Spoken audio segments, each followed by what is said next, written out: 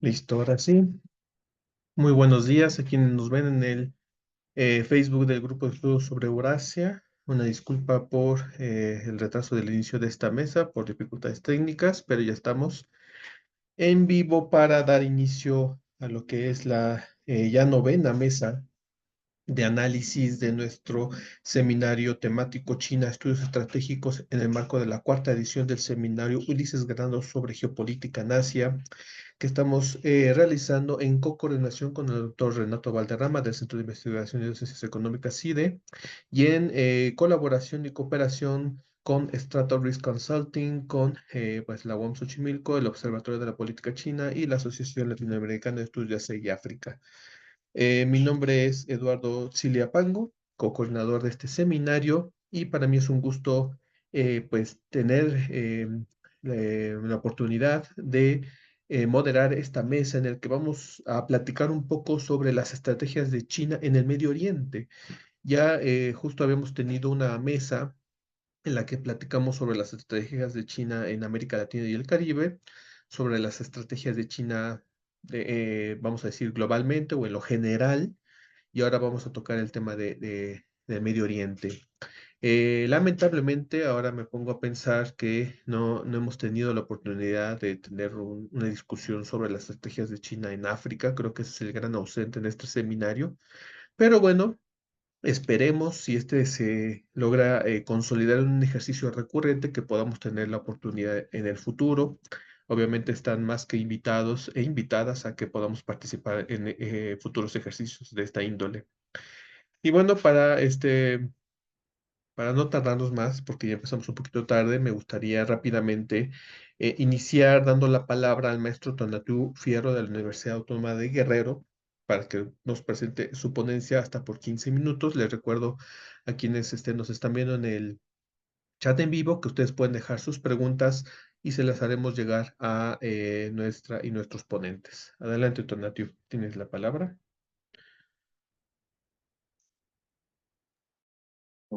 Buenos días todavía.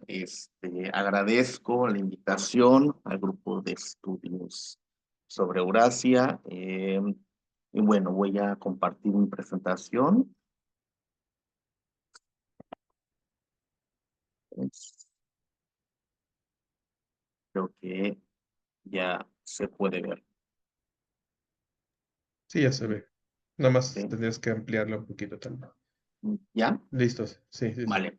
Pues muchísimas gracias al GESE y a los organizadores.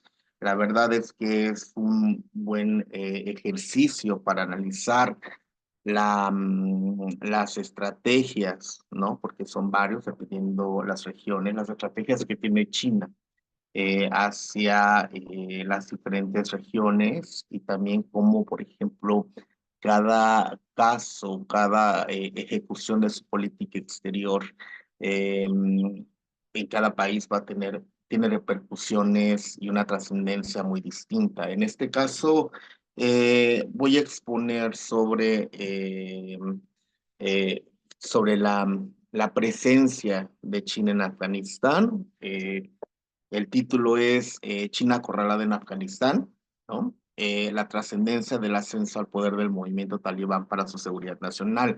¿Por qué China acorralada en Afganistán? Bueno, porque vamos a ver que China se encuentra en una disyuntiva con eh, la salida de Estados Unidos de Afganistán y vamos a ver que va a haber una tensión constante, es política de no interferencia en los asuntos internos de otros estados y de cómo, por ejemplo, va a dialogar con actores no estatales justamente para no desestabilizar a su país, ¿no?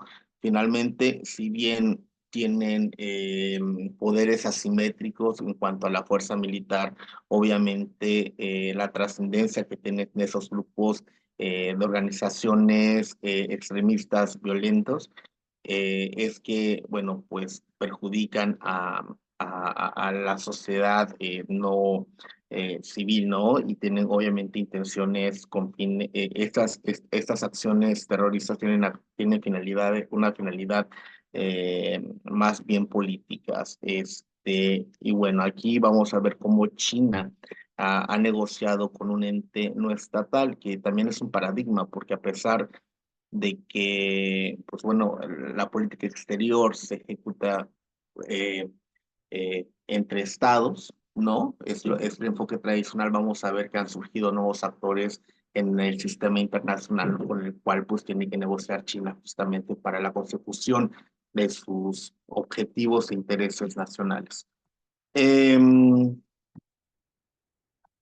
bueno, trataré de ser lo más breve. El contenido de esta presentación, bueno, es la introducción, los desafíos y disyuntivas de la política exterior y de seguridad de China en el suelo afgano, objetivos e intereses estratégicos chinos en Afganistán, un breve panorama histórico en afgano, el diálogo actual con el movimiento talibán, la lucha antiterrorista de China, el diálogo actual con el gobierno talibán, los límites de la potencialización económica y comercial afgana y las reflexiones finales. Vamos a ver que, bueno, los objetivos de esta investigación es analizar los esfuerzos y el incremento de las capacidades diplomáticas de China para alcanzar un diálogo con un actor no estatal. Tal es el caso de la recuperación del poder del movimiento talibán como consecuencia del golpe de Estado al gobierno democrático del presidente de Afganistán, Ashraf Ghani, respaldado relativamente por Estados Unidos y sus aliados de la Organización del Tratado del Atlántico Norte. Y el segundo objetivo es contribuir al debate actual sobre el papel que desempeña la política exterior de China en pos de convertirse en una superpotencia global en países con violencia crónica, y esta va a ser una característica eh, muy importante, y de situación lúgubre, en la constante tensión de su posición no intervencionista. Eh, ¿Qué costos, las preguntas que surgen para analizar esta presentación? Bueno, las principales son eh, ¿qué costos y beneficios tendrá para China el apoyar al gobierno talibán en la búsqueda de la pacificación y desarrollo interno afgano? ¿Cambiará la posición histórica de China respecto al principio de no interferencia cuando se pone en juego su estabilidad interna, o mantendrá la dinámica política tradicional? Es decir, que continúe con esta posición no intervencionista, ¿no? Y la tercera es, ¿se ha realineado la posición regional a favor de China? Eh, Vamos a ver que, bueno, entre los desafíos y las disyuntivas de la política exterior y de seguridad de China en el suelo afgano son las siguientes, a grandes rasgos. Es el repliegue o la salida estrepitosa de Estados Unidos efectuado en la reconfiguración y reajustes del poder regional y hegemonía global. Por lo tanto, el juego se ha regionalizado en pro de China. El liderazgo chino en Asia Media y Asia Central conlleva grandes desafíos para la estabilidad interna de China. Beijing comparte una frontera de tan solo 76 kilómetros con Afganistán.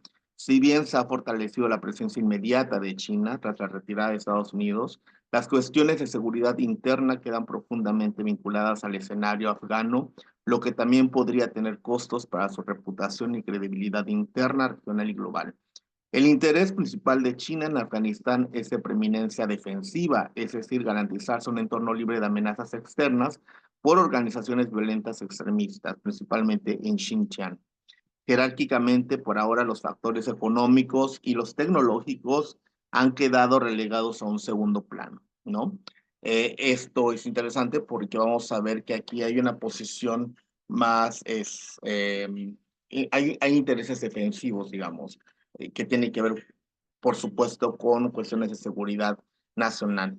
Así pues, China ofrece una nueva perspectiva estratégica para el plan de pacificación y desarrollo afgano, sin imposiciones unilaterales hacia su sistema de gobierno y planes económicos frente, pues, a, eh, a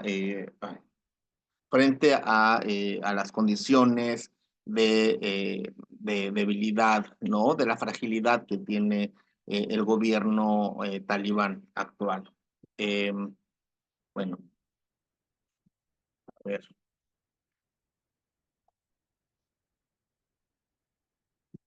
creo que no puedo pasar. no puedo pasar. Existe la tensión constante entre la posición de no interferencia y el papel que desempeña en la pacificación de su entorno regional. Por ahora, China ha mostrado una actitud asertiva y propositiva, pero actuando como un actor influyente en el sistema internacional y principalmente en la región, ¿no? de Asia Media y Asia Central. Bueno, ¿cuáles son los objetivos e intereses estratégicos chinos? Bueno, en Afganistán es prevenir el terrorismo y contener el extremismo, en particular la propagación de la ideología terrorista en Xinjiang, así como garantizar que la zona transfronteriza con Afganistán no se convierta en una base sólida para los uigures disidentes o un refugio para los uigures disidentes. Esto representaría una serie de amenazas como el tráfico de armas y personal a Xinjiang, que contribuye hacia una cooperación más estrecha entre las organizaciones terroristas más radicales, como el Estado Islámico, con los grupos separatistas uigures. Recordemos que en Xinjiang, según las cifras oficiales, el 45% de la población de Xinjiang son uigures, ¿no? Que practican la religión, son musulmanes, ¿no? Entonces, vamos a ver que, bueno, hay más con los uigures hay una mayor afinidad con estos grupos de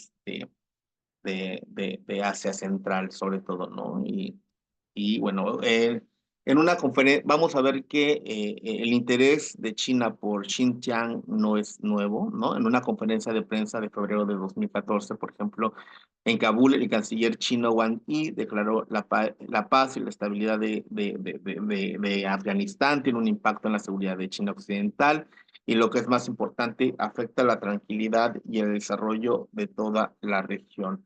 Con el talibán al poder, China enfrenta tres desafíos importantes en la región. Primero, la retirada de Estados Unidos y la OTAN de Afganistán. Segundo, Asia Media y Asia Central entrar en un periodo de transición de liderazgo.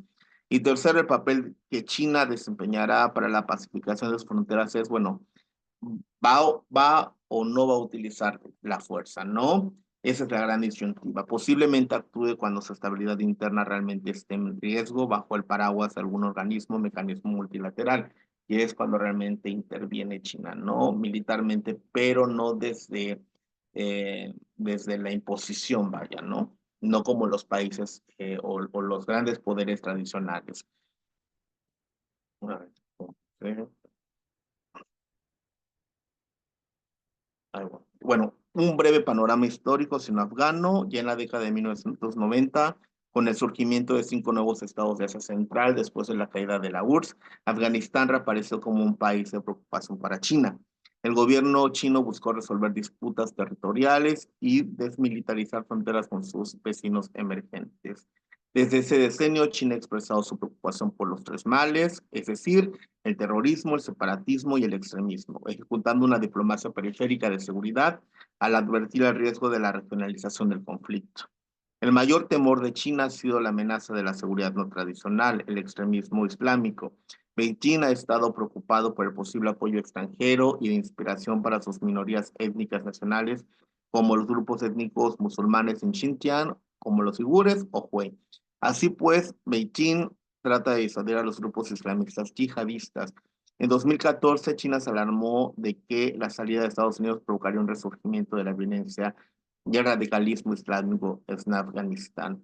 Trataré de ser lo más breve y bueno, aquí lo importante es desde cuándo China ha mantenido el contacto con el movimiento talibán. Eh, bueno, el diálogo actual con el movimiento talibán, China ha mantenido contactos durante mucho tiempo con una amplia gama de actores y grupos en Afganistán, incluido ya el movimiento talibán. Desde 2001, durante el gobierno de Hamid Karzai, China ha tenido contacto con el movimiento talibán mediante intermediarios.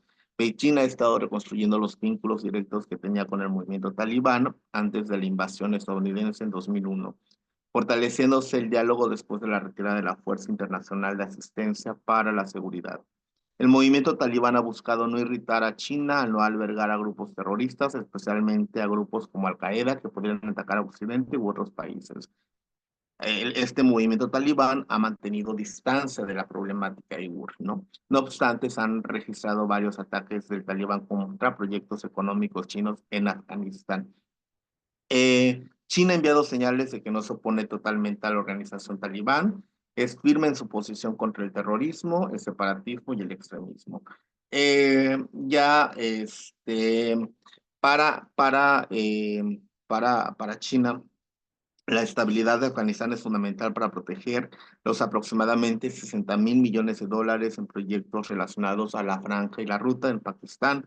Por ejemplo, en abril de 2021, un coche bomba explotó en el Hotel Serena de Quetta, que albergaba al embajador chino en un ataque reivindicado por Tehrik Taliban Pakistán o el Talibán pakistaní, ¿no? Un grupo terrorista débilmente organizado con vínculos con Al-Qaeda. Ya el 28 de julio del 2021, el canciller chino Wang Yi recibió una delegación de alto rango de funcionarios del movimiento talibán en Tianjin, donde presionó al principal negociador del grupo, Mullah Abdul Ghani, para que rompa con el movimiento islámico del Turquestán Oriental, ¿no?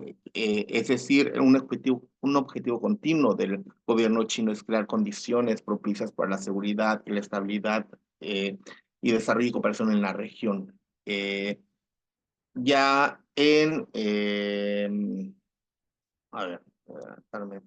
Ya China ha buscado desde agosto del 2021 principalmente, ¿no? Con la llegada al poder del grupo talibán al poder, desde el 15 de agosto del 2021, China ha seguido defendiendo el principio de ser dirigido por los afganos y propiedad de los afganos. Es decir, China no va a interferir en los asuntos internos de otros estados, y eso lo deja muy claro, que además una de las características de la política exterior de China es que no promociona los valores de la democracia y de los derechos humanos, ¿no? Eso no es parte de su agenda de política exterior.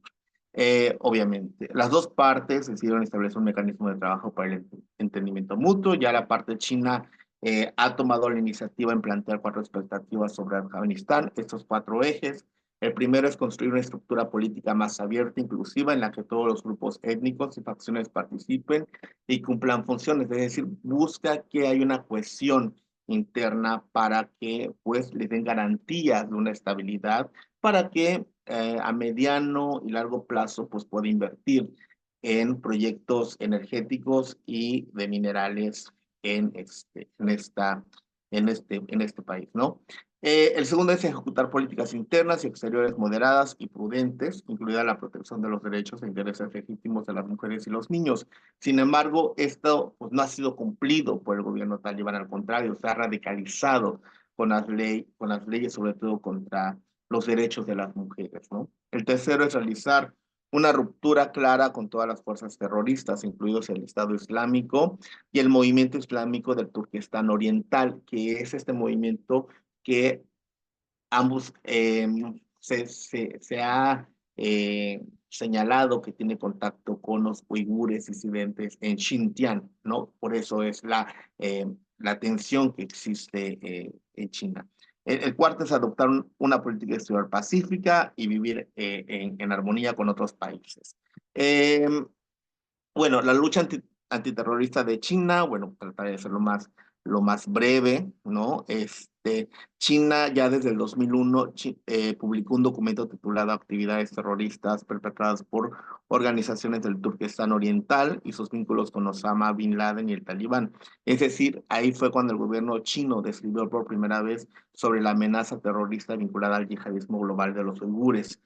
En Afganistán, el mito o el movimiento islámico, antes dirigida por Hassan Mahzoud, es un pequeño grupo extremista islámico vinculado a Al-Qaeda y al movimiento yihadista global que persigue un Turquestán oriental, independiente, un área que incluiría Turquía, Kazajstán, Kirguistán, Uzbekistán, Pakistán, Afganistán, incluido Xinjiang, ¿no? Entonces,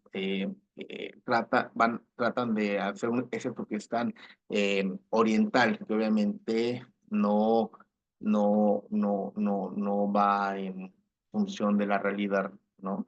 Entonces, el mito tiene una red de campamentos en Afganistán dirigido por el Talibán y bueno,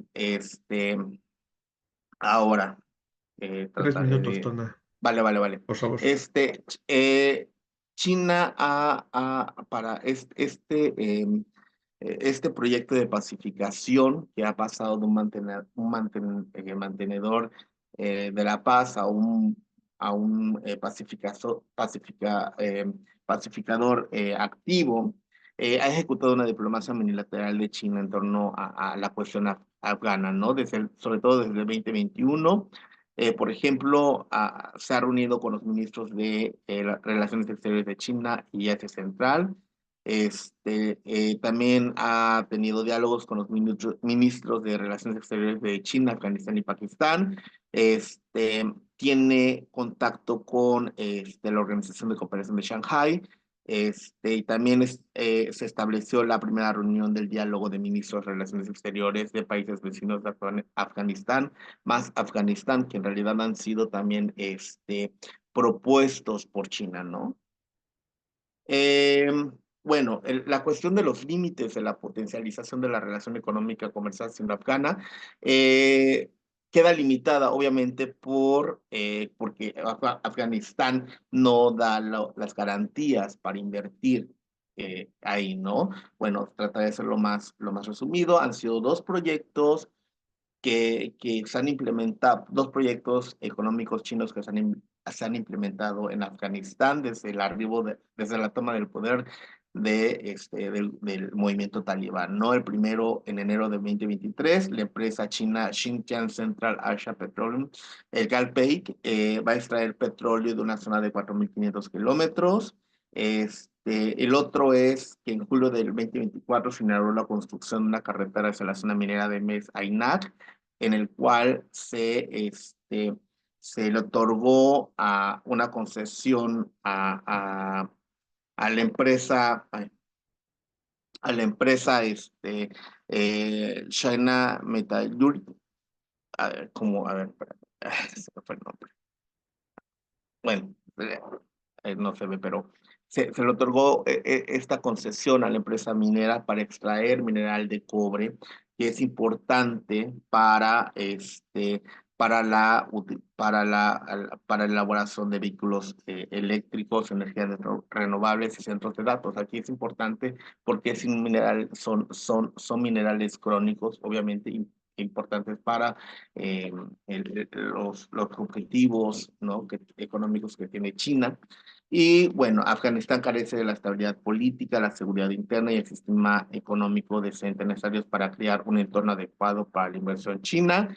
Y bueno, para reflexiones finales, el caso de la llegada del movimiento talibán al poder evidencia un nuevo contexto global, contrario al 11 de septiembre del 2001, donde dos poderes globales están en una constante tensión hegemónica, ¿no? Estados Unidos y China. Asimismo, China busca garantizarse un entorno estable para el logro de sus objetivos internos, como la iniciativa de la Franja y la Ruta y el mantenimiento del régimen del Partido Comunista.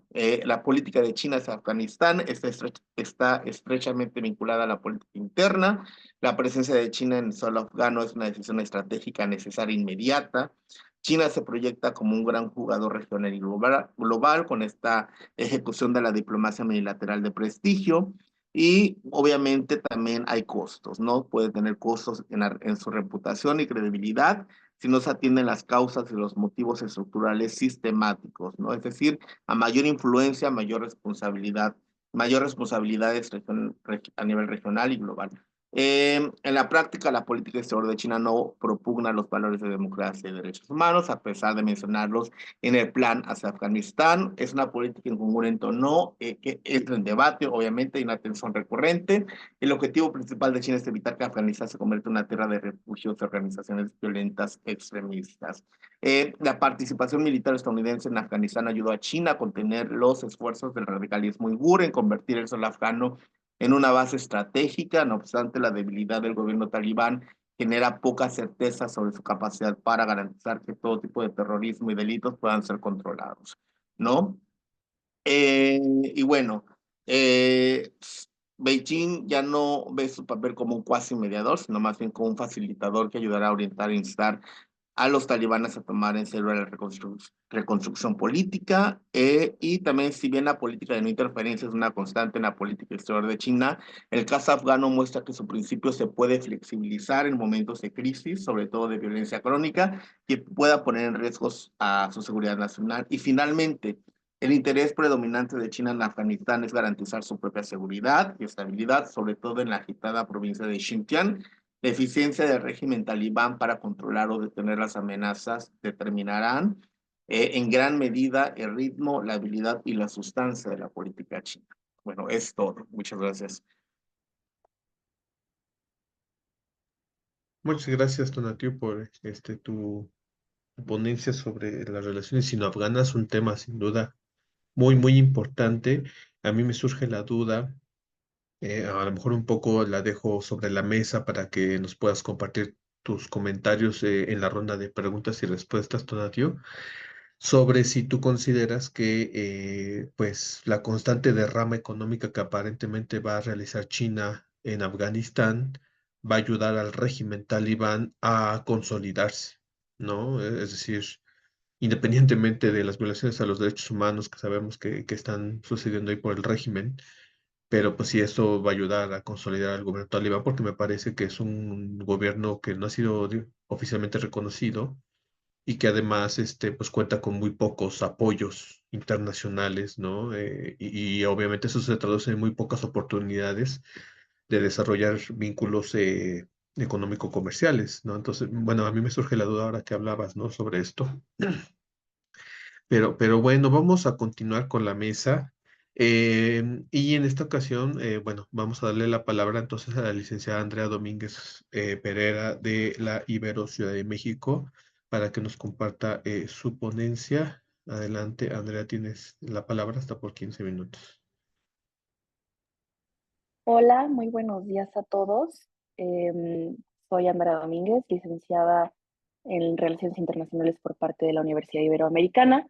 Muchas gracias, doctor, muchas gracias, maestro, y al grupo de estudios sobre Eurasia por la invitación. Y bueno, yo el día de hoy voy a estarles hablando yo quería traerlo más oral, quería hacerlo un poco más de discusión, quería que la gente que nos escucha tomara notas, se sienta en una plática. Y yo estoy trabajando junto con el maestro Agustín Berea y estamos trabajando en un artículo de investigación que se titula Estudio comparativo entre las doctrinas de artillería de la Fuerza de Misiles de China y la Fuerza Aeroespacial de Irán.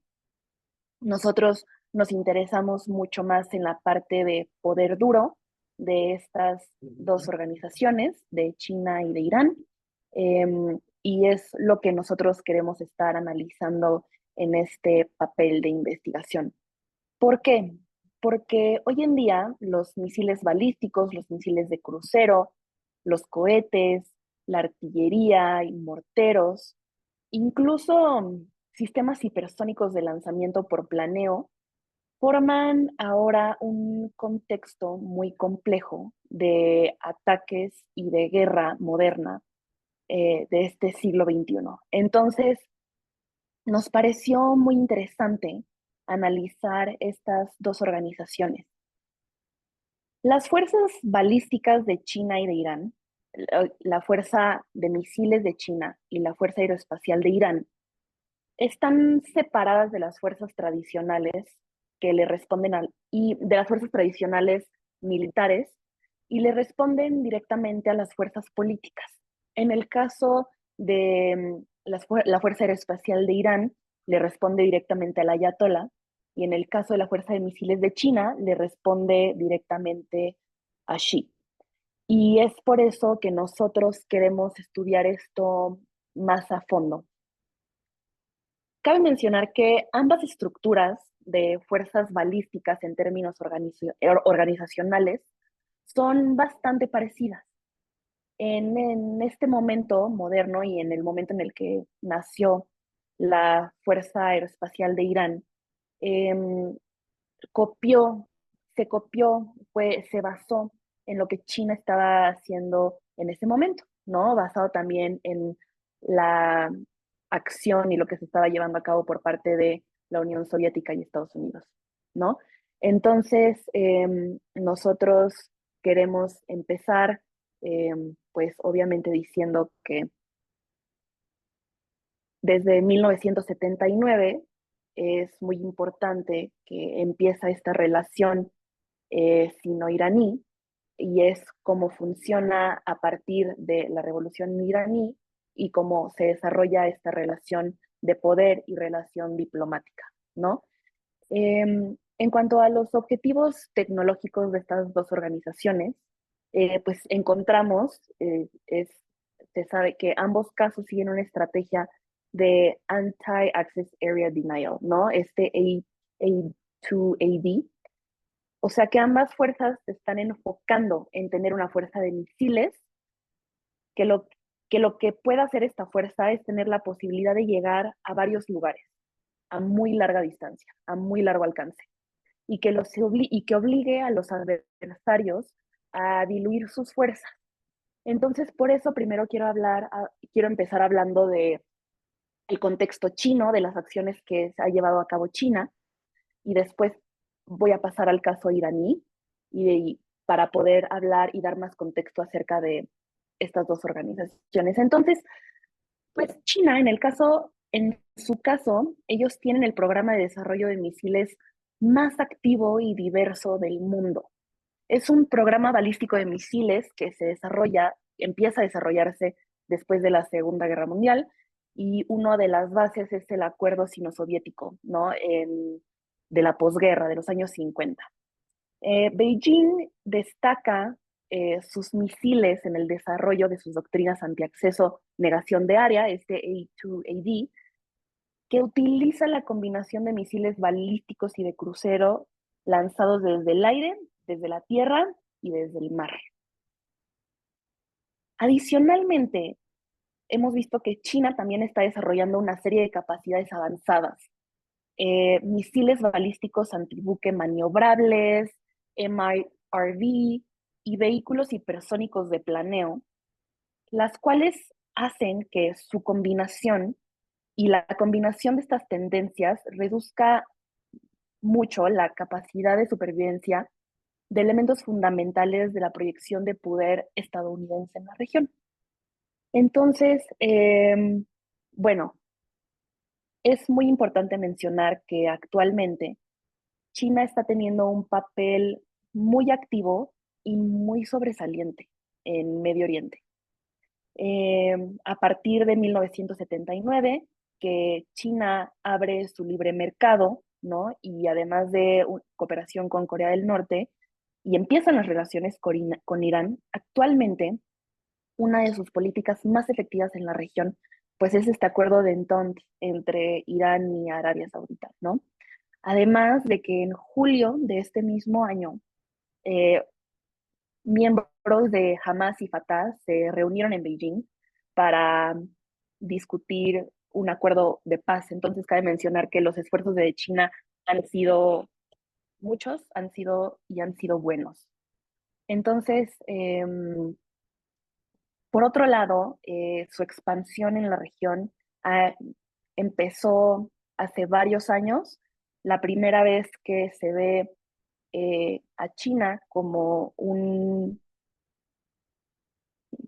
algo que enfrentar, como una, como fue ay, se me trabé, perdónenme.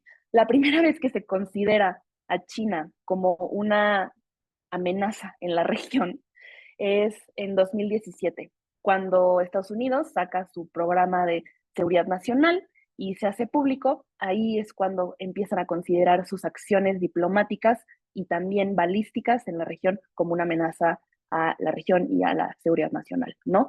Entonces, al final, parece, aunque China ha también mantenido un arsenal balístico fuera de sus fronteras, ¿no? Como por ejemplo en Irak, parece que al final lo que China está haciendo es que está teniendo un intento de homogeneizar y balancear, valga la redundancia, el balance de poder en la región, al darse más poder para equiparar al de Estados Unidos, ¿no? Entonces, eso es muy importante, y es también muy importante mencionar que el alcance de estos misiles, el alcance de todo su arsenal balístico es de muy largo alcance, cubre un área de más de 5.000 kilómetros a la redonda. Entonces, pues es por eso que empieza a formar parte de agendas de seguridad internacionales y extranjeras, ¿no? Entonces, ahora pasando más hacia Irán, hacia el contexto de las fuerzas supersónicas, hacia lo que hemos encontrado en el estudio, ¿no? Y platicando más o menos para los que nos ven en el Facebook Live. Irán hoy en día posee el mayor y más diverso arsenal de misiles de Medio Oriente. Su arsenal incluye misiles balísticos y de crucero, algunos muy capaces de cruzar no nada más a Israel, no nada más hacia vecinos próximos, sino también a Europa, ¿no? Europa del Este. Entonces, durante la última década sí hemos visto cómo Irán ha realizado importantes inversiones para mejorar la precisión y la letalidad de estas armas.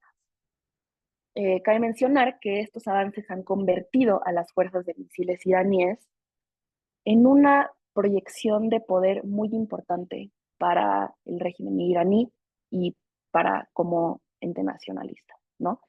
Entonces, en ese sentido, eh, al Irán empezar a desarrollar, al empezar a tener un programa de desarrollo balístico de largo alcance, es muy interesante cómo ha cambiado las dinámicas de poder en la región, directa e indirectamente, ¿no? Entonces, por un lado, nos hemos visto que estos 2.000 kilómetros de alcance que tiene el arsenal balístico iraní ha hecho que Estados Unidos empiece a verse obligado a invertir en otros actores regionales, ¿no? Como es Bahrein, como lo es Israel, y empezar a tener y a fomentar una política y una agenda mucho más de cooperación más regional, ¿no? Entonces, esto ha dado lugar a que Estados Unidos no pueda desarrollar fuerzas ni en el Mediterráneo ni en el Océano Índico por esa misma razón. Y es un programa balístico del cual Irán sí ha hecho uso y sí ha aprovechado para tener un alcance internacional duro a través de este arsenal balístico que tiene. El ejemplo más reciente es en enero de 2020, Irán llevó a cabo un bombardeo a las tropas estadounidenses en Irak durante muchas horas con hasta 22 misiles balísticos por represalia al asesinato del general Soleimani, ¿no? Entonces, estos ataques dañaron instalaciones militares muy importantes de Estados Unidos al oeste de Bagdad. Creemos, el maestro Berea y yo, que, y nos hemos dado cuenta que Estados Unidos ha estado diluyendo sus capacidades en la región y ha empezado a apostarle a alianzas regionales, ¿no? A partir de cómo se ha reconfigurado el escenario internacional y las relaciones de poder a partir de la caída de la Unión Soviética.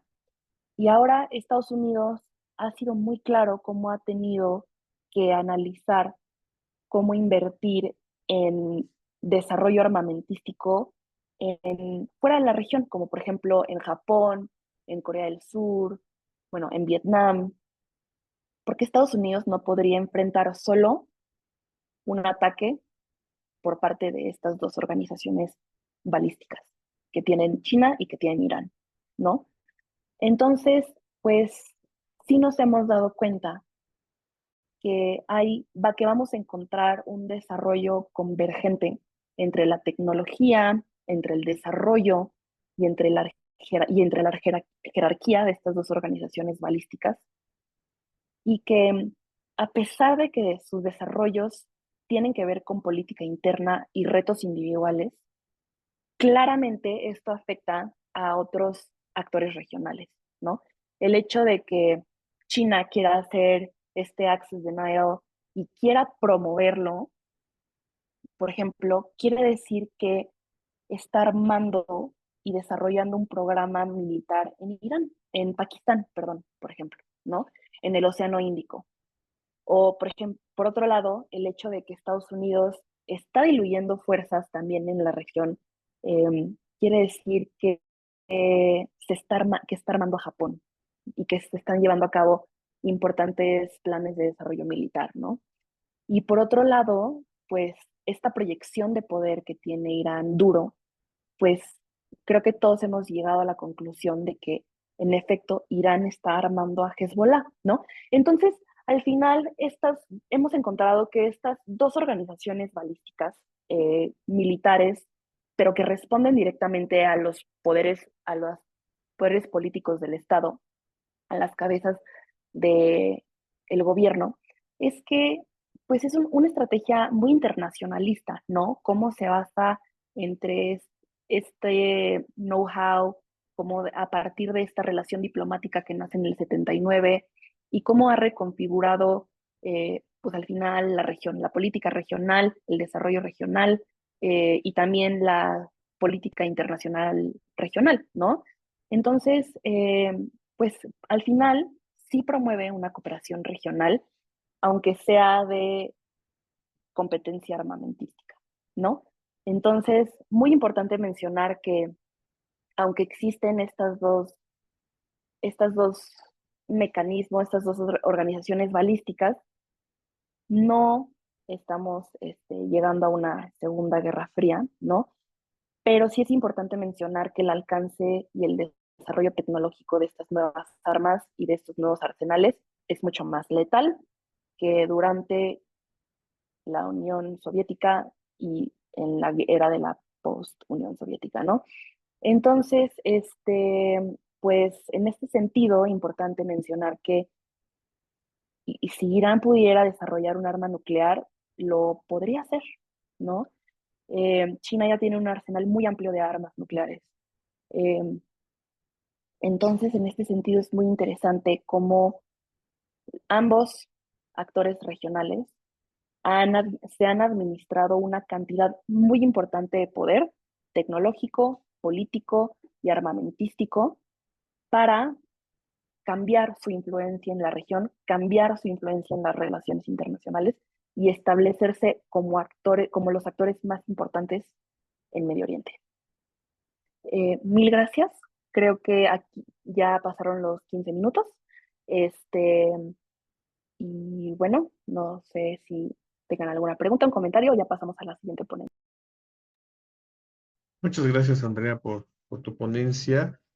Em, Sin duda me parece que has ilustrado con un dato, incluso que yo he aprendido, pues no sabía, que el ejército, bueno, creo que hay distinción, ya tú me corregirás, sobre el ejército iraní propiamente y la Guardia Revolucionaria, que yo sé que obedece a, o sea, es como un ejército más político, como el Ejército Popular de Liberación, que un ejército nacional, ¿no? Que se supone, ejemplo, el de México, por ejemplo, que obedece, se supone, más al Estado que al partido.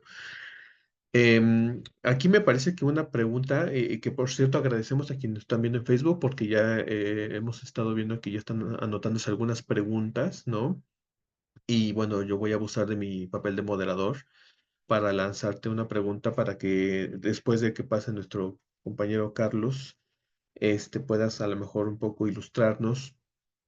Pues me parece que una pregunta, bueno, yo tengo dos preguntas, es más una suerte de que nos ofrezcas algunas hipótesis sobre si el ejército iraní o la Guardia Revolucionaria para el caso, o este ejército dedicado a los misiles, o esta sección más bien del ejército que se dedica a los misiles en Irán, pues está al final armándose gracias al financiamiento chino. Creo que esa es como una de las grandes dudas, ¿no? Porque pues al final, bueno, ¿de dónde? Por ejemplo, es que bueno, yo sé que muchos de los drones, por ejemplo, que atacaron a Israel, ¿no? Recientemente venían de Rusia, pero ¿habrá por ahí algún apoyo económico o financiero chino? Creo que esa es una duda. Y la otra muy importante que acabas de tocar en la recta final de tu ponencia es si, así como Pakistán se pudo armar nuclearmente gracias al apoyo chino, si también podría ser el caso de Irán. ¿No? No sé, o sea, se me ocurre, vaya, a lo mejor son cuestiones un poco de escenarios a prospectiva que se tienen que armar demasiadas condiciones, pero un poco, pues a lo mejor sirve para el debate, para argumentar qué tan cercanos es justo la estrategia de China con respecto a Irán en el sector, en este caso, pues militar y de misiles, ¿no? Bueno, ya nos compartirás ahorita tus impresiones en la ronda de preguntas y respuestas. Y bueno, para finalizar nuestra mesa, vamos a darle la palabra a el profesor este, Carlos Amarrón pues de la Universidad Nacional Autónoma de México, de la UNAM. Eh, FES Aragón, ¿es donde estás, Carlos? Bueno, ya me corregirás, disculpa. Bueno, Acatlán.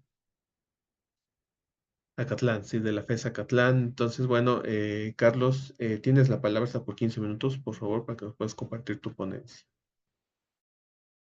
perfecto, muchas gracias. ¿Me escucho bien? Sí, sí, Digo, a sí. reserva de que, sí, disculpen todos, hoy la conexión ha estado fatal, la tecnología no tiene palabra y huele el miedo. Entonces, pero bueno, ya estamos aquí. Bien, pueden ver ya la presentación, ¿verdad? Todavía no se observa.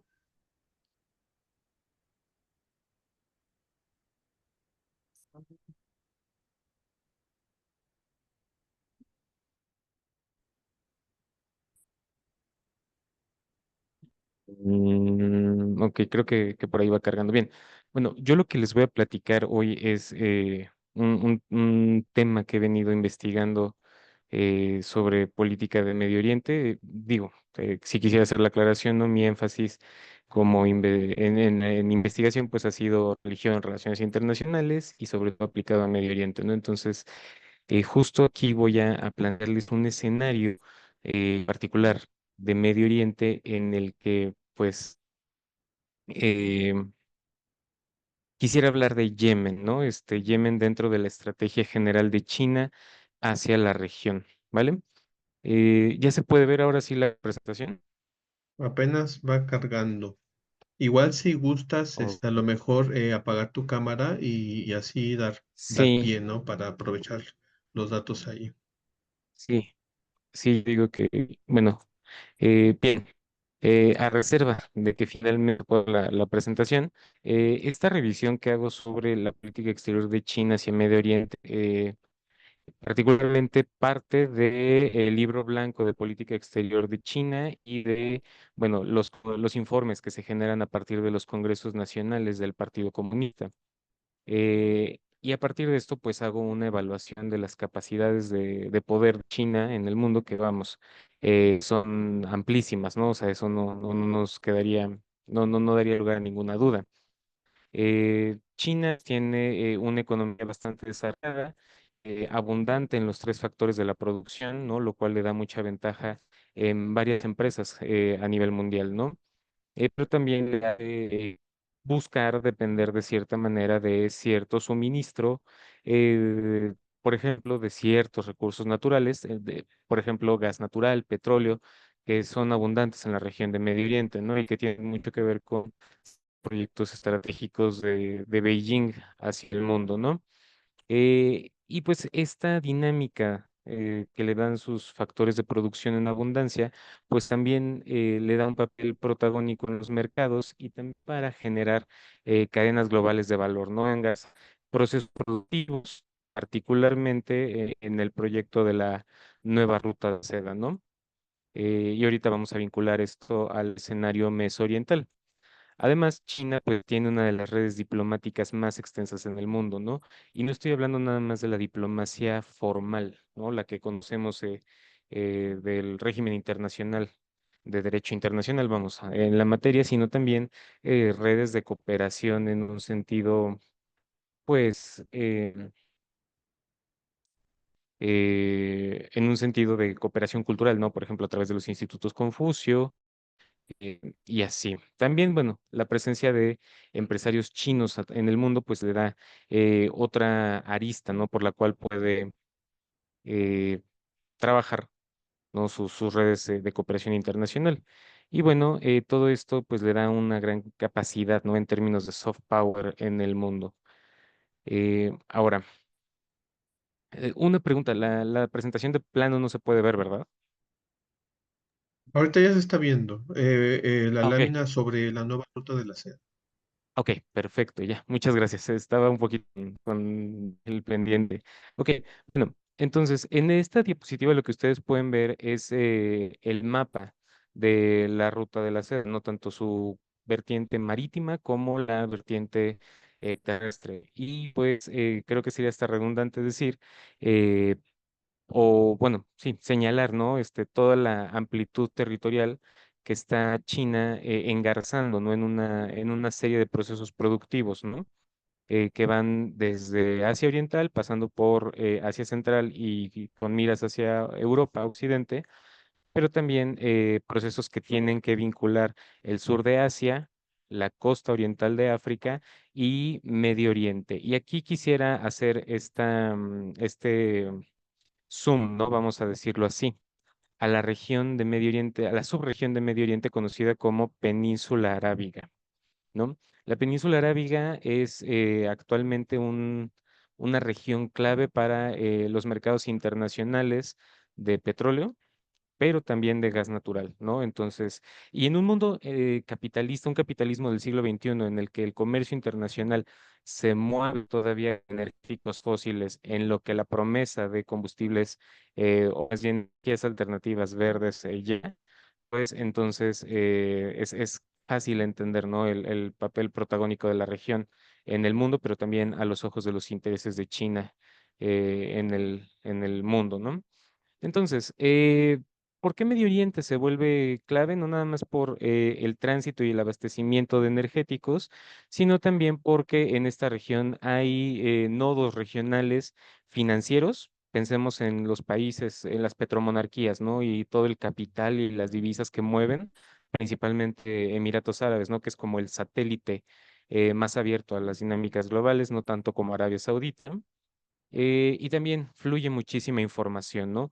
Si algún actor quiere influir desde soft power en el mundo árabe, más allá de la península arábiga, tener una excelente relación con Qatar será fundamental, ¿no? Por ejemplo, para tener acceso a la plataforma de Al Jazeera, que no nada más es la plataforma más vista en esta región y en el mundo árabe, sino en el mundo islámico en general, ¿no? Entonces, es bastante importante y sobre todo, dentro de esta lógica de comercio marítimo, es importante para llegar a Europa. ¿Por qué? Porque a través de la península arábiga, de su porción occidental, es que se pasa hacia el canal de Suez, ¿no? Que es el punto vital para el comercio. Pero vamos, el canal de Suez ha enfrentado ciertos problemas desde hace ya casi un año, ¿no? Y ahorita vamos a platicar de ellos. Ahora, eh, Medio Oriente. Medio Oriente podemos describirlo de bastantes maneras. Hay muchas aproximaciones teóricas para darlo, pero yo aquí les ofrezco una perspectiva un poco cercana a la teoría de sistemas, también al realismo sistémico estructural en el cual Medio Oriente se dibuja como una región que funciona en una dicotomía, en una bipolaridad, conocida como la Nueva Guerra Fría de Medio Oriente, en el cual, pues, las potencias hegemónicas son Arabia Saudita e Irán, ¿no? Y en este orden, que si bien es un poco más laxo que el orden general de la Guerra Fría de ya hace unas décadas, eh, pues bueno, sí hay cierta ordenación, cierta orientación de los actores hacia estos polos de poder, ¿no? Es a veces fácil identificar, salvo algunos actores, por ejemplo, como Turquía, ver si tienen una proclividad, un acercamiento mucho más sencillo con las políticas de Riad o bien si se alinean hacia las políticas de Teherán, ¿no? Entonces, en esta dinámica regional hay muchas vertientes de cómo se comportan los actores, diría la teoría del realismo sistémico de Luis de la Negra, que hay valores de comportamiento comúnmente aceptados, ¿no? Disculpen un poquito el ruido de fondo, es que es el tránsito de los alumnos, ¿no? No te Pero preocupes, bueno, casi no se eh, escucha. ok, perfecto. Bueno, entonces, entre estos muchas reglas de comportamiento, pues están, por ejemplo, el cisma religioso entre sunitas y chiitas, pero llevado a la política, o bien el uso de guerras proxy, ¿no? De estas guerras terciarizadas, en las cuales, pues, tenemos actores como los Hutis en Yemen, ¿no? A los cuales me voy a referir más adelante. Son actores que, pues, em, alteran mucho, ¿no? Las dinámicas en el paso hacia el canal de Suez, ¿no? A través del Mar Rojo. Ahora, si Medio Oriente arde, si Medio Oriente se desestabiliza en esta lucha bipolar, entonces las dinámicas regionales afectan directamente al mercado de combustibles y China necesita atender eso, ¿no? Por lo menos visualizarlo para el éxito que pueda tener la ruta de la seda, ¿no? La operación normal, pacífica, fluida de este proyecto. Porque China no nada más atraviesa la región, sino que en la región completa procesos productivos, pero también se abastece, ¿no? Entonces, abastece de combustible. Entonces, tener una región tranquila, calmada, pues representa también tranquilidad para los intereses de Beijing en general, ¿no? Ahora, ¿qué es lo que ha hecho el gobierno chino? Primero, mantener una política de cero enemigos, ¿no? Y privilegiar un interés pragmático, digamos, tal vez en el área de los negocios, antes que en confrontaciones políticas de reconocer formal o informalmente a X o Y actor, ¿no? Porque esto pues le compromete en su política exterior, vamos, no quiere tener ciertos fallos, ciertos obstáculos que sí tienen actores occidentales como Estados Unidos en las relaciones mesoorientales, ¿no? De pronunciarse en favor o en contra de X o Y proyecto. Entonces, pues aquí la cooperación es una forma de atender de mejor manera, más eficiente, digamos también, el conflicto regional de la bipolaridad.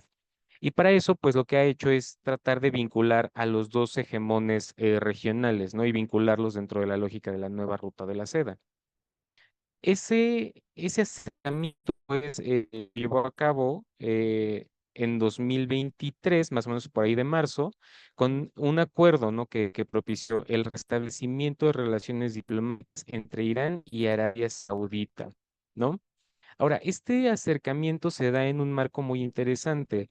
Es un marco en el que Estados Unidos se está retirando de Afganistán, está terminando ese proceso.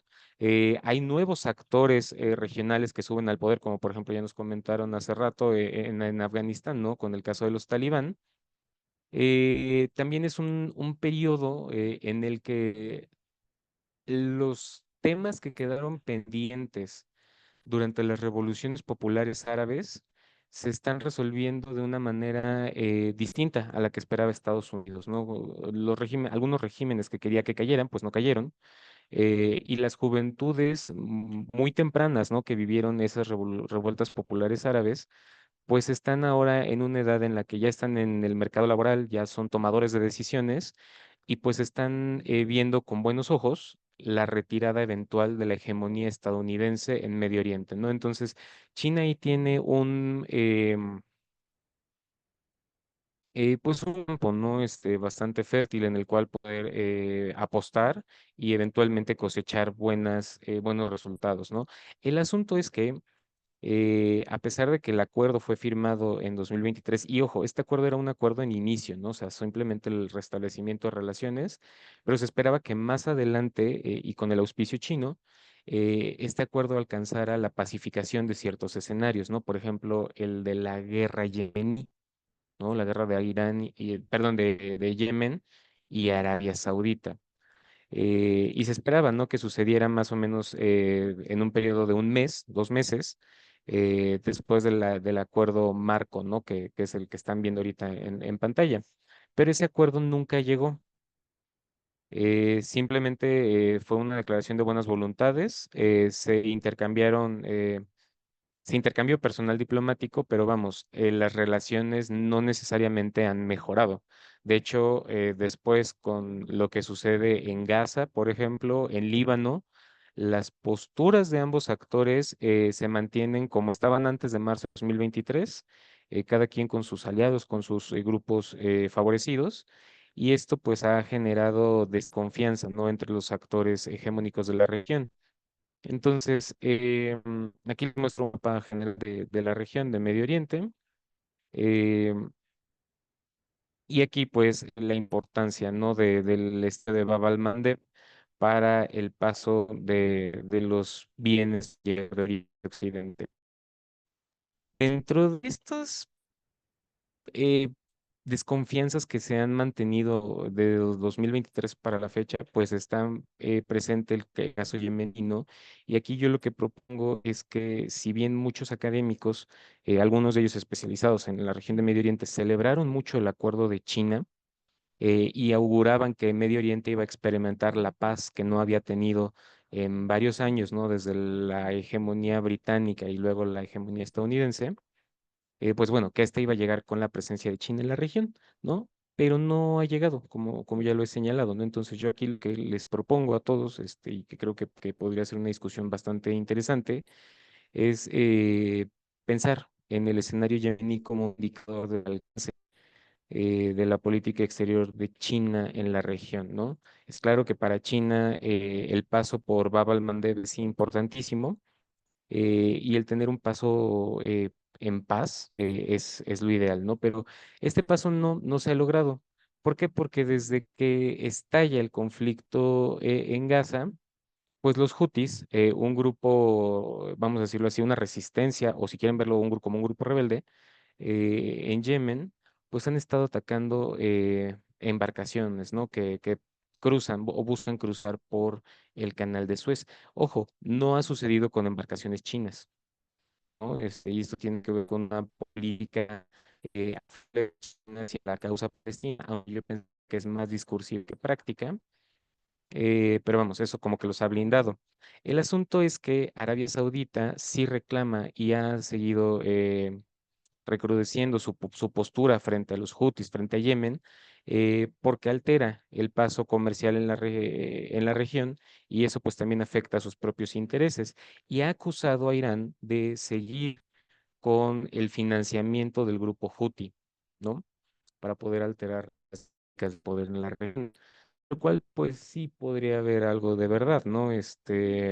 Ya lo habían comentado anteriormente. Hay grupos en la región, por ejemplo, Hezbollah, Hamas, que bien a lo mejor podrían estar recibiendo apoyo iraní, aunque no está del todo claro, no 100% comprobable. Pero bueno, Arabia Saudita mantiene la idea de que Irán está apoyando a los Hutis y está complicando la consecución de esta paz regional, ¿no? Ahora, Irán por su parte, pues apoya a los Hutis y le ha reclamado a Arabia Saudita constantemente eh, el acercamiento tenido con Israel y con los acuerdos de Abraham que buscan la regularización de de los países árabes con Tel Aviv, ¿no? Entonces, este tipo de escenarios, pues, están lejos de cristalizar las intenciones de Beijing con este acuerdo de restablecimiento de relaciones diplomáticas, y complican precisamente la consecución, ¿no? De este paso tranquilo por el estrecho de Bab el-Mandeb. Y vean, aquí lo que estoy mostrando en rojo es la zona económica exclusiva de Yemen. Es decir, China sí tendría que tener una postura muy eh, clara, muy activa sobre qué es lo que podría hacer en el escenario yemení para poder precisamente mantener orden, seguridad, fluidez, ¿no? En esta estrategia de la nueva ruta de la seda, ¿no? Que claramente va a tener que pasar por aguas yemeníes. Ahora, para no abusar un poco del tiempo, esto lo voy a obviar un poco. Es simplemente una recopilación de datos para ubicar quién es Yemen en el mundo, ¿no? Y es un país, un estado que tiene muchas necesidades, muchas precariedades. Si bien muchos pensamos en la península arábiga como la península de las petromonarquías y que ahí llueven petrodólares, bueno, Yemen no es el caso. ¿No? Inclusive hasta su forma de gobierno es distinta, ¿no? No es una monarquía, una república, que si de por sí ya estaba muy precarizada durante el escenario previo a la guerra civil yemení y luego a la guerra con Irán, pues, perdón, con Arabia Saudita, eh, vamos, la situación se ha complicado para ellos, ¿no? Ahora, esta guerra civil, pues, está muy señalada por parte de los occidentales de una guerra, ¿no? Una guerra que hasta cierto punto es válida de la tradición de cómo se atienden los problemas, los escenarios en la región, ¿no? ¿Cuál fue la causa de que este actor saudí entrara a la guerra, ¿no? Y modificar el escenario, pues atacó los houthis precisamente el territorio saudí, ¿no? Eh, y pues bueno, esto desemboca en una crisis humanitaria, la comisión de posibles crímenes de guerra y la alteración, ¿no? Del paso por el estrecho de Bab por parte de unos piratas, ¿no? Que ahorita les voy a decir cómo se ven esos. Ahora, 3 creo que minutos, aquí hay un Carlos, por juego de favor. narrativas. Sí, sí, ya voy cerrando. Ahora, China ha dicho anteriormente que pues está en favor de salvaguardar la soberanía de Yemen, su independencia, y que apoya al gobierno legítimo de Yemen, ¿no? Esto lo acercaría un poco a la postura de política exterior de Arabia Saudita. Pero vamos, no se pronuncia en cómo podría hacerlo, de qué manera podría apoyar a Yemen. Y pues ahí sí quisiera señalar que los silencios también y las omisiones también son actos de política exterior, ¿no?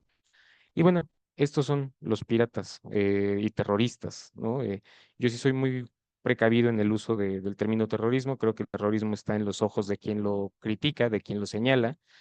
Y yo pienso más bien que los hutis podríamos verlos como un grupo de resistencia hacia dinámicas colonialistas y neocolonialistas en la región, ¿no? Y que tienen una agaza en ese mismo tenor, ¿no?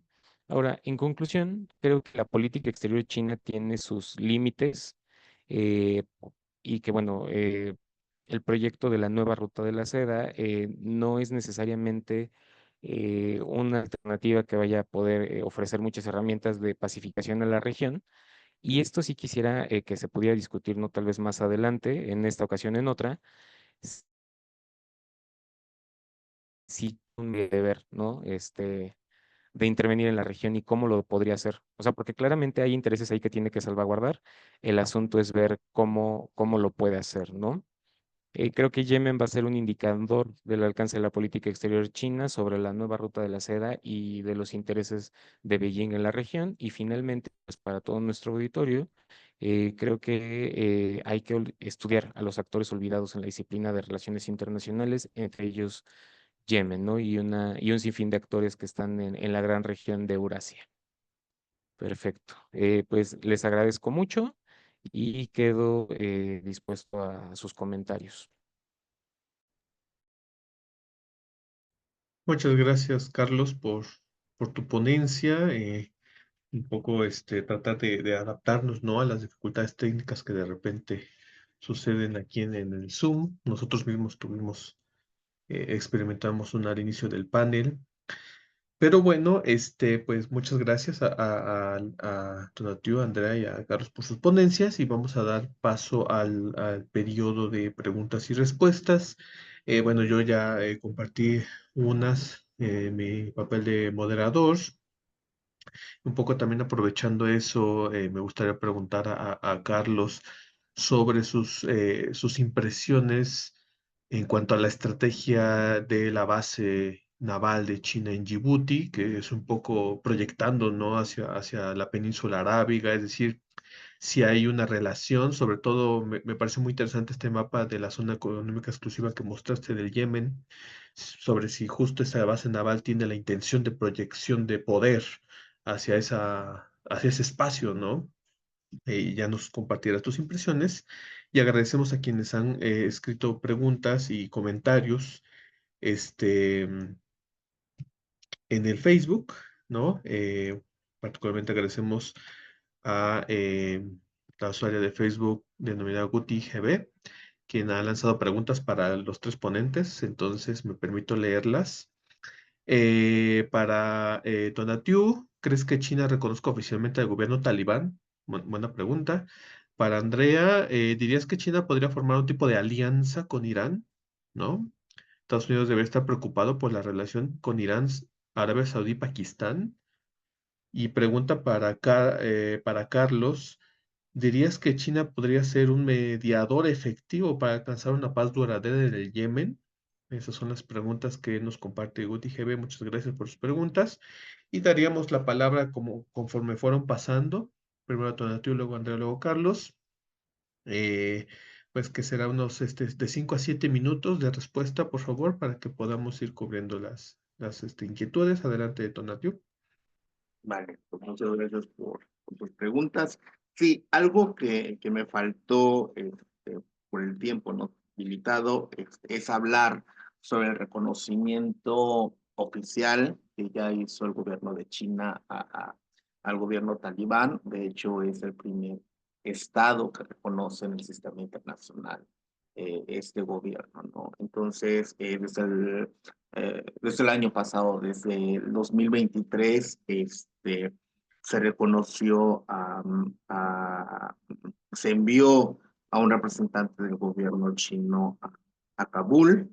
Y bueno, en diciembre el 11 de diciembre del 2023, pues ya oficialmente el gobierno chino acreditó al embajador afgano en, en, en, en Beijing, ¿no? Entonces, aquí la pregunta es, ¿China hasta qué punto interfiere o no interfiere en la consolidación del régimen talibán? Porque finalmente es lo que quieren crear, este régimen, ¿no? Donde predomine su ideología, sus creencias, valores, etcétera. Entonces, ¿hasta qué punto interfiere? Eh, si hablamos desde el punto de vista tradicional de la interferencia, del intervencionismo, desde la perspectiva militar, pues no interfiere, ¿no? Porque generalmente la intervención militar de China es bajo el paraguas de organismos multilaterales como la Organización de Naciones Unidas. Eh, ¿Apoya al régimen? Sí, sí lo apoya. No puedo decir, no tengo los fundamentos para decir hasta el día de hoy, después de 3 años de que llegó al poder el gobierno talibán, de que está ayudando a fundar un Estado, porque eso no. Obviamente, y repito, no podemos estudiar a China desde el parámetro occidental, ¿no? China, la política exterior de China no defiende los valores ni democráticos ni de derechos humanos. Eso por una parte, ¿no? Entonces, ¿China interfiere o no? Influye, es un actor influyente. Es un actor influyente y determinante, es obvio, ¿no? Entonces, bueno, influye en el sentido de que ya reconoció al gobierno talibán, ya, eso es, rompe también con paradigmas tradicionales, ¿no? Del reconocimiento diplomático. Ahora, ¿apoya económicamente? Bueno, pues hasta el día de hoy hay límites en la potencialización de estos factores obviamente, hablamos de un país carente de infraestructuras, obviamente, de una violencia crónica. Por ejemplo, apenas en julio que se inauguró la carretera que va hacia la zona minera, ¿no? Donde está invirtiendo China ahí en Afganistán, a 40 kilómetros de Kabul, estaba lleno de docenas de militares, ¿no? Entonces, ahí te das cuenta de que hablamos de una situación bastante crítica y donde China no va a exponerse y no va a exponer a sus ciudadanos tampoco, ¿no? Entonces, por ejemplo, en el año 2020, el comercio bilateral alcanzó los 550 millones de dólares. O sea, es muy pequeño. A pesar de que se hablan y muchos colegas señalan, no, pues es que van por los recursos naturales, estratégicos, etcétera. Sí, pero no es lo primordial en este asunto. En este caso de la política exterior de China, no es primordial. Los factores preeminente de esta relación son cuestiones de seguridad, son intereses defensivos. Entonces, ¿por qué? Porque obviamente está la zona de Xinjiang, donde hay una tensión transfronteriza, ¿no? Entonces, va a consolidar con el apoyo económico y financiero al régimen talibán, posiblemente mientras les dé garantías de que van a estabilizar la región, ahí va a estar. No vemos el alto pragmatismo que existe por parte de China en esta situación. Entonces, pues tan solo al día siguiente de llegar al de que haya tomado el poder el movimiento talibán, pues lo reconoció China. O sea, no intercambiaron embajadores rápidamente, pero sí un reconocimiento y China ofreció la ayuda de asistencia alimentaria y de vacunas, ¿no? Más de 31 millones de dólares. Entonces, eso te dice que sí le interesa que haya un actor que le dé esa estabilidad, ¿no? Le dé esa garantía de que no va a repercutir más allende sus fronteras. Entonces, ¿interfiere o no interfiere? Influye, y es muy diferente a la interferencia, porque es el único estado hoy por hoy que le da su reconocimiento. Y no hablamos de cualquier estado, hablamos de unas, pues sí, en vísperas de ser una superpotencia. Entonces, en esta cuestión, China usa un alto pragmatismo, usa una política exterior de principios, de no interferencia, a diferencia de Estados Unidos, ¿no? Busca una estrategia diferente de que los afganos determinen qué tipo de sistema político y económico quieren, de acuerdo a sus necesidades e intereses. Eso sí, no critica la cuestión de derechos humanos, sobre todo la cuestión de las mujeres o de los niños, ¿no? Entonces, ¿va a haber una tensión recurrente en la política de exterior de China? Sí, sí va a haber intención. ¿Es congruente o incongruente?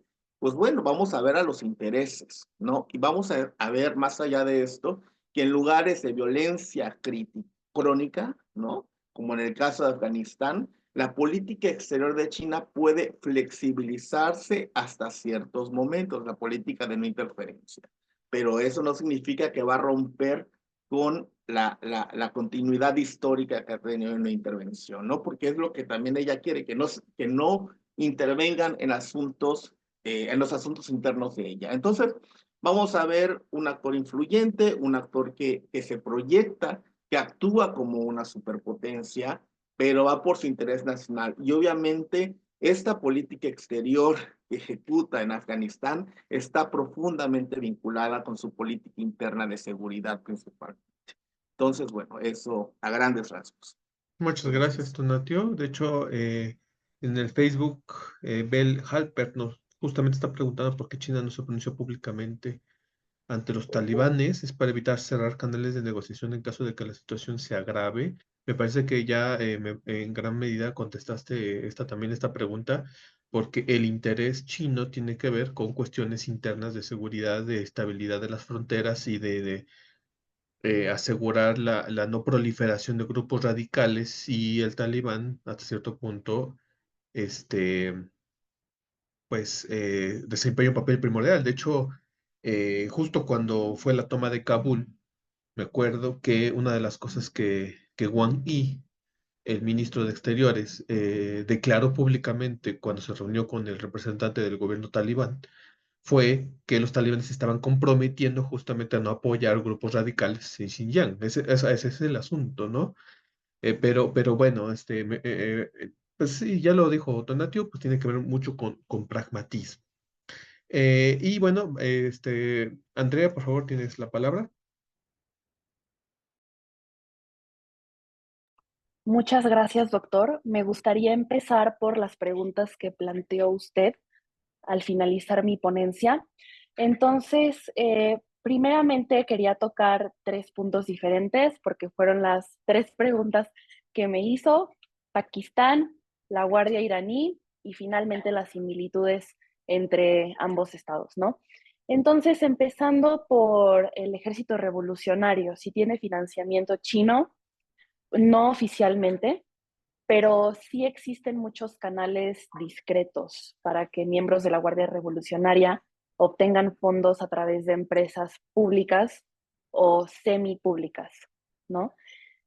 En cuanto a Pakistán, eh, en cuanto a Pakistán, ya sí es casi una certeza que China ayudó a Pakistán a desarrollar sus capacidades nucleares, ¿no? Pero no parece que ahora, teniendo enfrente mucho más responsabilidades como un actor mucho más global que la China de los 80s, vaya a ayudar a Irán en ese sentido. Bueno, es más probable que la ayuda venga del lado de Moscú. Lo que sí es que si sucede ese paso hacia el arma nuclear, ¿no? Lo más probable es que Beijing se inconforme públicamente, pero hará muy poco al respecto, ¿no? Ya sea en Naciones Unidas o a través de sanciones para tratar de disuadir a Teherán, ¿no? Pero esto va un poco en la línea de con lo que hizo en su momento con Pakistán o Corea del Norte, ¿no? Y en cuanto a la pregunta de qué tan cercana es la estrategia de China con respecto a Irán en el sector militar, bueno, pues ahí es muy importante mencionar que los dos países, que son dos países que suelen mostrar el músculo en cuanto a sus inmensos números de tropas y inmensos números de armamento, ¿no? Aunque sean de baja tecnología. Entonces, pero que al mismo tiempo buscan modernizarse muy rápidamente. En ese sentido se parecen, ¿no? Sí se ve que cumplen este mantra stalinista de que la ventaja cuantitativa también es una ventaja cualitativa, ¿no? También porque tienen que proteger territorios enormes con muchos posibles rivales en varias de sus fronteras, ¿no? Y, por ejemplo, como nota interesante, los ejércitos de Irán y de Afganistán intercambiaron fuego en mayo de 2023, un poco parecido a los enfrentamientos entre India y China en 2020, ¿no? Los mismos grupos que cometieron ataques terroristas contra contratistas chinos en Pakistán cometieron ataques en el sur de Irán. Tienen varias convergencias también, ¿no? La gran diferencia es que China está invirtiendo mucho más en proyectos, eh, mucho más en proyectarse por medios marítimos, ¿no? Ahí está el desarrollo de portaaviones, submarinos nucleares, etcétera. Entonces, mientras que Irán realmente no tiene la capacidad de salir en el mar, pues tiene que depender de hacer misiles de mucho más a largo alcance, ¿no? Entonces China sí desarrolla armas intercontinentales, pero están más pensadas para lanzarse desde el mar, mientras que Irán se enfoca más en plataformas de tierra y en tecnología que pueda transferir a sus proxies en la región. Es cierto que depende de muchos factores y seguirá un poco en el aire, podemos decir que Irán tiene muchas de las piezas del rompecabezas para un arma nuclear, más aún que ahorita todo parece indicar que Rusia estará prestando mucha asistencia tecnológica. Ahí es donde habría que tener el pulso para ver qué tecnología rusa se despliega en el programa espacial iraní. Y adicionalmente, ese va a ser el termómetro de cómo va el desarrollo para la tecnología intercontinental, ¿no? Y además de la tecnología de uso dual, creo que el segundo tema sería el papel que tiene China y Rusia en permitir que las empresas iraníes accedan a sistemas bancarios internacionales, ¿no? Que de otra manera están sancionados sobre sanciones. ¿No? Un ejemplo es que, pues, si tú vas a Teherán, en ninguna parte aceptan Visa o Mastercard, pero en cualquier tiendita de test o te aceptan Union Pay, ¿no? Entonces, creo que es algo que vamos a tener que observar en ese sentido y es un poco de esta perspectiva que me preguntaba, doctor. Entonces, en cuanto a la pregunta de Facebook, ¿dirías que China podría ser un mediador efectivo? No, no, no, esa no es para mí. ¿Dirías que China podría formar un tipo de alianza con Irán? Estados Unidos debería estar preocupado por la relación con Irán, Saudí y Pakistán. Bueno, en este sentido, creo que ya hablamos mucho de la alianza que sí está, que es muy pública entre China e Irán, ¿no? De cómo ambos países han desarrollado al mismo tiempo su fuerza independiente balística, que responde a estos representantes del gobierno, ¿no? Tanto al Xi como al Ayatollah. En ese sentido, me parece que para Estados Unidos sí es una amenaza para la agenda de seguridad de Estados Unidos y sí, mucho de la información que se puede encontrar más a la mano es que todo esto es una amenaza de seguridad nacional para Estados Unidos. Sin embargo, creo que en este sentido, Estados Unidos ha aprendido a no combatir fuego con fuego, sino que por el alcance de estos desarrollos, de estos programas de desarrollo balístico, ha desarrollado un nuevo programa de relaciones internacionales y de armamento, ¿no? En este sentido, creando pues esta red y tejiendo esta red de cooperación regional, ¿no? Armando a Pakistán, armando a Japón, armando a Bahrein, o sea, invirtiendo en Bahrein, invirtiendo en Israel, ¿no? Entonces, creo que también en ese sentido, esta preocupación y esta competencia también le abre la puerta a, y le da mucho más poder de negociación a actores regionales importantes, poderosos, pero también actores no estatales que antes ni figuraban, ¿no? En estas acciones proxies y en toda esta reconfiguración de cooperación regional. Entonces, creo que Estados Unidos pues debería de estar no preocupado, no se ha visto preocupado, pero sí se ha visto muy activo en estas diferentes estrategias que ha tenido en la región por el desarrollo que ha tenido China y el impacto balístico y diplomático que ha tenido también China en la región. Excelente, muchísimas gracias Andrea por tus respuestas. Me gustaría darle la palabra entonces a Carlos para que nos pueda ofrecer sus impresiones sobre las preguntas. Perfecto, muchas gracias. Primero, la pregunta del doctor, ¿cómo poder leer la base militar china en Djibouti? Bueno, Djibouti, algo de lo que vive, vamos a decirlo así, es de la renta de estas bases navales. No si representa un negocio para el Estado, porque vamos, es un Estado también que se le ha visto difícil, ¿no? Económicamente en el entorno de África Oriental y en el mundo en general. Entonces, Djibouti ha sabido aplicar muy bien esta estrategia del bandwagoning, ¿no? O del péndulo.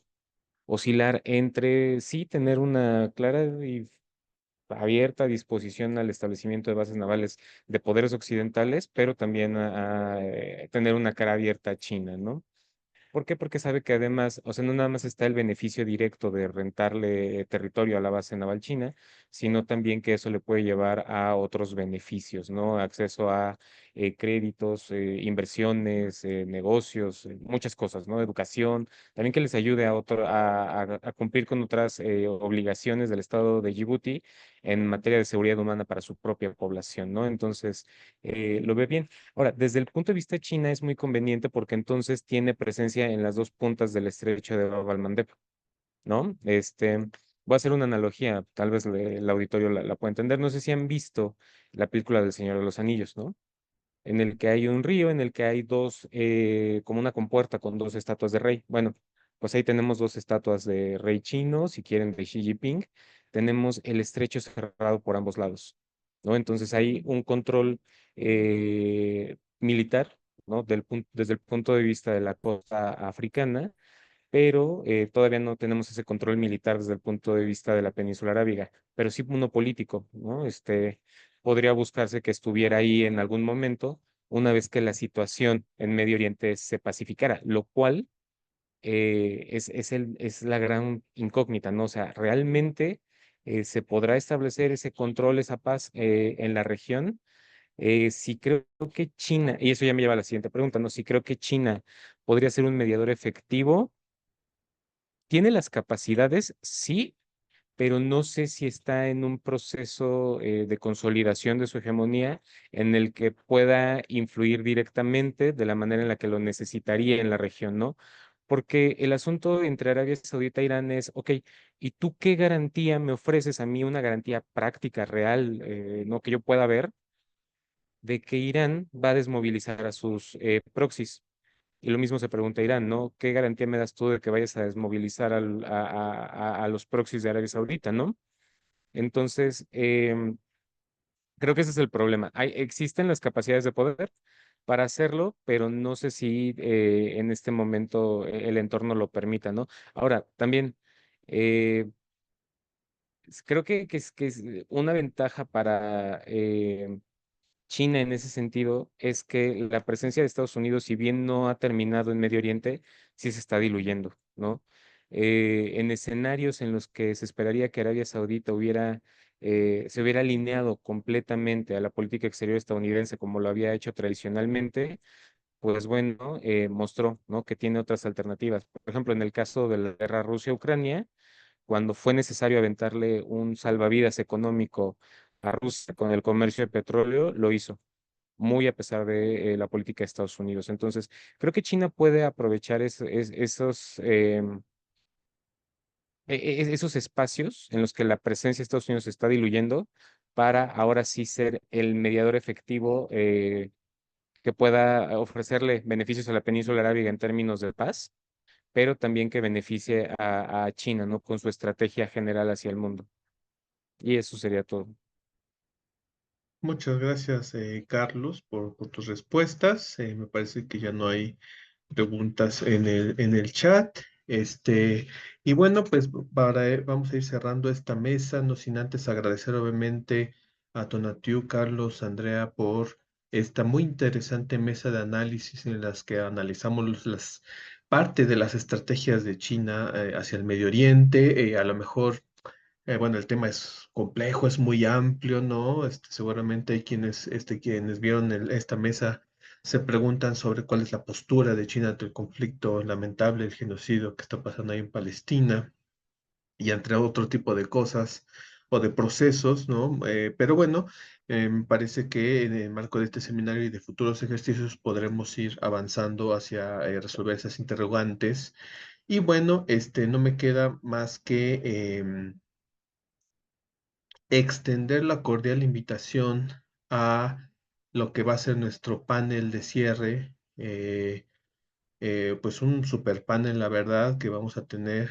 Justo me parece que aquí nos está acompañando el doctor Carlos Barrera del Instituto Mexicano de Estudios Estratégicos y Seguridad y Defensa Nacionales de la Secretaría de Defensa, eh, quien nos estará acompañando el próximo lunes 23 de septiembre con colegas para hablar de este tema, ¿no? Del Indo-Pacífico al Transpacífico en el marco de, el Seminario de China Estudios Estratégicos. Es el panel de clausura em, de nuestro seminario. Obviamente, pues están todas y todos invitados a participar. Em, y bueno, pues me parece que será una muy interesante discusión en este ejercicio que estamos también haciendo en colaboración con la Secretaría de la Defensa. Pues muchas gracias, doctor Carlos, por acompañarnos en estas sesiones y sobre todo por articular este panel, ¿no? Que vamos a tener próximamente. Y bueno, pues nada, agradecer nuevamente a quienes nos vieron por el Facebook. Les recordamos que este video estará también en el canal de YouTube del Grupo de Estudios sobre Eurasia. Y bueno, Andrea, Carlos, Tonatiuh, muchísimas gracias por sus ponencias. Nos estaremos viendo hasta la próxima. Muchísimas gracias. Hasta luego.